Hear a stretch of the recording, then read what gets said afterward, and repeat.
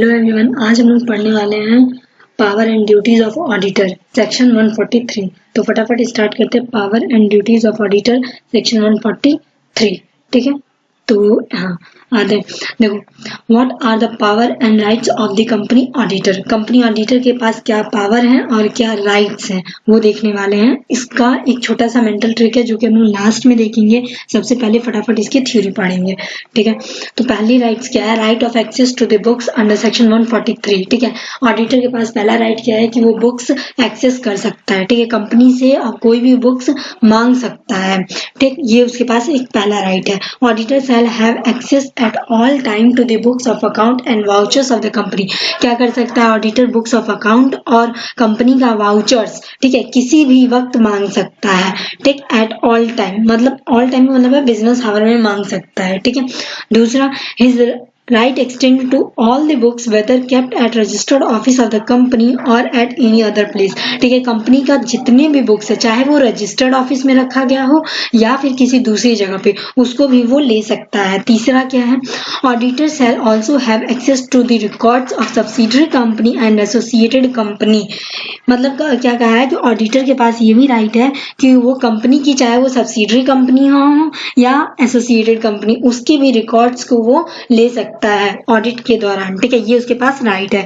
In so far as access of books of subsidiary company and associated company is required for the purpose of consolidated financial statement. ठीक है, of the company with the subsidiary and associated company. अगर subsidiary या associated company ने consolidated financial statement prepare कर रखा है, वो भी ऑडिटर के पास राइट होता है कि वो भी वो ले सकता है। ठीक है, तो पहला पॉइंट हमने क्या कवर किया है कि right of access books of account. Auditor के पास क्या राइट है कि वो बुक्स ऑफ अकाउंट एक्सेस कर सकता है। पहला राइट है कि वो बुक्स ऑफ अकाउंट एक्सेस कर सकता है। ठीक है, चाहे वो किसी भी जगह पर रखा गया हो, मतलब कंपनी के रजिस्टर्ड ऑफिस में वो सारी बुक्स रखा गया हो या फिर किसी दूसरी जगह पे रखा गया हो। ठीक है, सारे बुक्स ऑफ अकाउंट और कंपनी के सारे वाउचर्स को वो एक्सेस कर सकता है। ठीक, ऑडिटर के पास तीसरा राइट क्या था? तीसरा पॉइंट क्या था एक्सेस ऑफ बुक्स में? किसे? ऑडिटर एसोसिएटेड कंपनी या फिर सब्सिडरी कंपनी का जो भी, ठीक है, रिकॉर्ड्स है उसको वो एक्सेस कर सकता है। ठीक है, और अगर उसने कंसोलिडेटेड फाइनेंशियल स्टेटमेंट बनाया वो भी ऑडिटर मांग सकता है। किसका? सब्सिडरी या फिर एसोसिएटेड कंपनी का। सेकेंड पॉइंट क्या दिया? Right to required information. क्या है ऑडिटर के पास राइट कि वो इन्फॉर्मेशन ले सकता है। ठीक है, यानी ऑडिट के दौरान वो कोई भी इंफॉर्मेशन मांग सकता है। The auditor shall be entitled to required from the officer of the company. Auditor क्या कर सकता है? कंपनी के किसी भी ऑफिसर से किसी भी तरह का इंफॉर्मेशन या फिर एक्सप्लेनेशन मांग सकता है एज में कंसीडर नेसेसरी, जो उसको नेसेसरी लग रहा हो। ठीक है, for the performance of his duty as auditor. ठीक है, मतलब वो अपनी ड्यूटी के दौरान अपने जब वो परफॉर्मेंस कर रहा है ऑडिटर, उस दौरान अगर उसे किसी भी तरह की इंफॉर्मेशन या फिर एक्सप्लेनेशन चाहिए हो तो वो ऑडिटर से कंपनी के ऑफिसर से, किसी भी ऑफिसर से मांग सकता है। तीसरा पॉइंट क्या दे रखा है? Auditor right of auditor to receive notice of general meeting. Auditor के पास तीसरा राइट है कि वो जनरल मीटिंग का नोटिस रिसीव कर सकता है। ठीक है, चौथा राइट क्या है? Right of auditor to be heard at general meeting. Auditor के पास ये राइट होता है कि वो जनरल मीटिंग में हियर्ड कर सकता है और ऑडिट जनरल मीटिंग में वो शामिल हो सकता है। ठीक है, उसके बाद क्या राइट्स हैं? Right of auditor to lien. ठीक है, ऑडिटर लीन कर सकता है। लीन का मतलब क्या होता है? Any person having the lawful position of somebody else property on which he worked may retain the property of non-payment of his due on the account of the work done on the property। मतलब लीन का मतलब होता है अगर as auditor मैं किसी client का काम कर रही हूँ, ठीक है, अगर उसने मेरे को पेमेंट नहीं किया है तो जिस चीज पे मैं उसका वर्क कर रही हूँ, ठीक है, उस चीज को मैं अपने पोजीशन में ले लूंगी। ठीक है, वो लॉफुली मैं ले लूंगी जब तक कि वो मेरा ड्यूज पेमेंट नहीं करेगा। ठीक है, तो वो लॉफुली होना चाहिए। इसी का यही होता है लीन। यानी कोई व्यक्ति अगर किसी चीज का पेमेंट नहीं करता है और जिस चीज पे सर्विस देने वाले ने काम किया है, वो इंसान क्या कर सकता है? उस चीज को अपने पास रख सकता है। ठीक है, लेकिन लॉफुली रखेगा। उसके बाद क्या दिया? ऑडिटर लीन। ऑडिटर लीन कैसे करेगा? Auditor can exercise on the the books and document placed at his possession by the client for non-payment of fee। ठीक है, ऑडिटर क्या कर सकता है, एक्सरसाइज कर सकता है लीन उन बुक्स या डॉक्यूमेंट पे, ठीक है, as a position by the client, जो क्लाइंट का हो, ठीक है, for non payment of fee. अगर उसने पेमेंट, क्लाइंट ने अगर पेमेंट नहीं किया है ऑडिटर का, तो ऑडिटर क्या कर सकता है, उसके बुक्स और डॉक्यूमेंट को अपने अंदर रख सकता है, अपने अंदर मतलब अपने पास रख सकता है, ठीक है, for work done on the books and account. ठीक है, लीन करने से पहले, एक्सरसाइज लीन करने से पहले कुछ कंडीशंस है उसको फॉलो करना पड़ेगा। यानी ऑडिटर अगर लीन कर रहा है किसी क्लाइंट का, तो उससे पहले उसे 3 कंडीशंस फॉलो करने पड़ेंगे, 3 नहीं 4 कंडीशंस है। ठीक है, तो 4 कंडीशंस फॉलो करने पड़ेंगे। पहला कंडीशन क्या दिया है, auditor document retain must belong to the client whose own the money. ठीक है, मतलब कि हम उसी का डॉक्यूमेंट रिटेन कर सकते हैं जिस क्लाइंट ने मेरा पैसा नहीं दिया है। ठीक है, जिस क्लाइंट ने मेरा पैसा नहीं दिया है, हम उसी का डॉक्यूमेंट को रख सकते हैं अपने पास। उसके बाद दूसरा क्या है, document must have come into position of auditor on the authority bye the client. ठीक है, जो डॉक्यूमेंट्स हैं वो हम अपने पोजीशन में रख सकते हैं, ऑडिटर रख सकता है। ठीक है, on the authority of client की अथॉरिटी पे। ठीक, दे must not have been received through illegal or irregular or illegal means। मतलब कि क्लाइंट अथॉरिटी पे वो अपने पोजीशन में रख सकता है, इलीगल या इरेगुलर तरीके से नहीं होना चाहिए। ठीक है, auditor can retain the document only if he done work on the document assign to him. ठीक है, ऑडिटर क्या कर सकता है, डॉक्यूमेंट को रिटेन कर सकता है only if he has work done on the document. ठीक है, ऑडिटर उसी डॉक्यूमेंट को अपने पास रख सकता है जिस डॉक्यूमेंट पे उसने काम किया है। ठीक है, जिस डॉक्यूमेंट पे उसने वर्क कर रखा है। Such document can be retain which are connected with the work on with the fee has not been paid. मतलब कि वो वही डॉक्यूमेंट रिटेन कर सकता है जो कि ऑडिटर से कनेक्ट हो, ऑडिटर के वर्क और उसके फी से कनेक्टेड हो। मतलब जिस डॉक्यूमेंट पे, ये जो है ना, ये फी लिखा है, ठीक है, तो वो वही डॉक्यूमेंट को रख सकता है जो कनेक्टेड हो उस फी से। मतलब क्लाइंट ने जिसका पेमेंट नहीं किया है, ऑडिटर उसी डॉक्यूमेंट को अपने पास रख सकता है। तो ऑडिटर तभी लीन कर सकता है जब ये चारों कंडीशंस फुलफिल करेगा। ठीक है, हमने अभी ये 4 कंडीशंस कौन कौन से देखे हैं, फटाफट फी नहीं दिया है। ठीक है, दूसरी चीज, जो डॉक्यूमेंट अपने पास रखेगा उसका पोजीशन जो होना चाहिए, ऑडिटर ने जो डॉक्यूमेंट अपने पास रखा है, ठीक है, वो उस ऑथराइज्ड क्लाइंट से बिलोंग करना चाहिए। ठीक है, इलीगल या इरेगुलर तरीके से नहीं होना चाहिए। तीसरी चीज, auditor can retain the document only if he done work on the document assign to him. Auditor क्या करेगा, वही वर्क डन, मतलब वो उसी डॉक्यूमेंट्स को अपने पास रखेगा जिस पर उसने वर्क कर रखा है। ठीक है, ऑडिटर वही वर्क, और चौथा पॉइंट है, वही डॉक्यूमेंट वो रखेगा जो कनेक्टेड हो। ठीक है, जो कनेक्टेड हो उसके वर्क से और जिस पे फी नहीं मिला है। बस ये 4 पॉइंट है। ठीक है, ये 4 कंडीशंस ऑडिटर को फुलफिल करना पड़ेगा, तभी ऑडिटर लीन कर सकता है। उसके बाद देखो, right of C&AG to conduct, एक सेकेंड, हाँ, right of C&AG to conduct supplementary audit and supplementary audit report.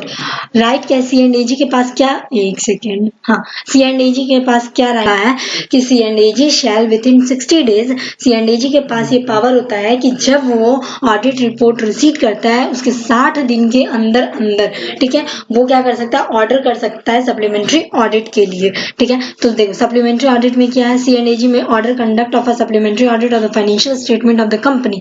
मतलब C&AG क्या कर सकता है, ऑर्डर दे सकता है टू कंडक्ट करो supplementary audit of the financial statement. ठीक, दूसरा क्या है, C&AG का supplementary audit shall be conducted by a person as a CAG में ऑथराइज्ड इन हिज बिहेफ। ठीक है, जो व्यक्ति, ठीक है, कंडक्ट करेगा सप्लीमेंट्री ऑडिट, जो व्यक्ति कंडक्ट करेगा वो किसके ऑथराइज्ड होना चाहिए, C&AG के बिहाफ पे होना चाहिए। ठीक है, यानी C&AG ने उसे ऑथराइज्ड किया हो, उसके बिहाफ पे वो व्यक्ति सप्लीमेंट्री ऑडिट करेगा। करेगा। उसके बाद क्या कहा है, CNAG में authorised such person to obtain such information as may be required for conduct of supplementary audit. CNAG क्या कर सकता है, ऑथराइज कर सकता है किसी भी व्यक्ति को, ठीक CNAG में ऑथराइज्ड सच पर्सन, जिस व्यक्ति को CNAG ने ऑथराइज्ड किया है, ठीक है, उससे वो क्या कर सकता है, इंफॉर्मेशन ले सकता है, ऑब्टेन कर सकता है, मतलब इंफॉर्मेशन मांग सकता है as may required for conduct of supplementary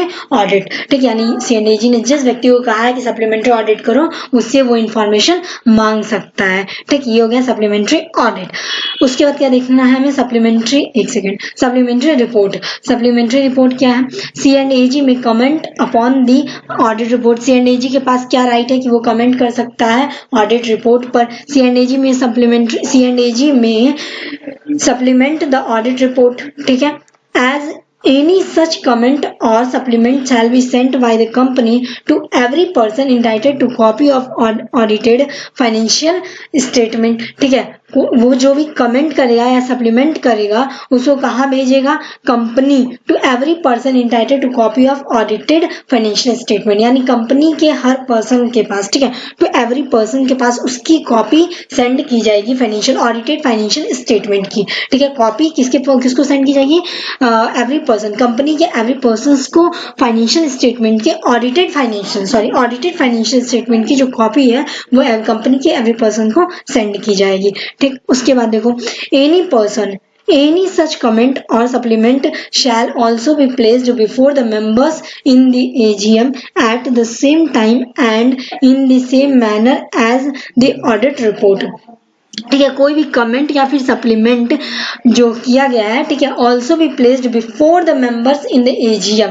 इसको कब करेगा, AGM में जाने, मेंबर्स के AGM के पहले होना चाहिए। कमेंट या सप्लीमेंट ये दोनों मेंबर्स के AGM से पहले होना चाहिए, at the same time and in the same audit report. ठीक है, तो अभी तक हमने क्या क्या पॉइंट्स देखे हैं सप्लीमेंट्री ऑडिट में, कि सप्लीमेंट्री ऑडिट भी देखो CNAG के पास एक पावर है, ठीक है, कि वो कभी भी सप्लीमेंट्री ऑडिट और ऑडिट सप्लीमेंट्री कमेंट कर सकता है। ठीक है, ये कब करेगा, कब ऑर्डर देगा सप्लीमेंट्री ऑडिट के लिए, 30 दिन के अंदर। जब CNAG को ऑडिट रिपोर्ट मिलेगा, ठीक है, उसके 30 दिन के अंदर क्या करेगा, वो सप्लीमेंट्री ऑडिट के लिए बोल सकता है। ठीक है, सप्लीमेंट्री ऑडिट में क्या है, सप्लीमेंट्री ऑडिट में हमने 3 पॉइंट्स पढ़े हैं, फटाफट देखते हैं। पहला पॉइंट पढ़ा, CNAG ऑर्डर कर सकता है, कभी भी ऑर्डर कर सकता है सप्लीमेंट्री ऑडिट करने के लिए फाइनेंशियल स्टेटमेंट का। सेकंड हमने देखा है, supplementary audit shall be conducted by persons as CNAG में ऑथराइज्ड इन हिज बिहाफ, यानी कि जो सप्लीमेंट्री ऑडिट करेगा जो व्यक्ति, वो किसके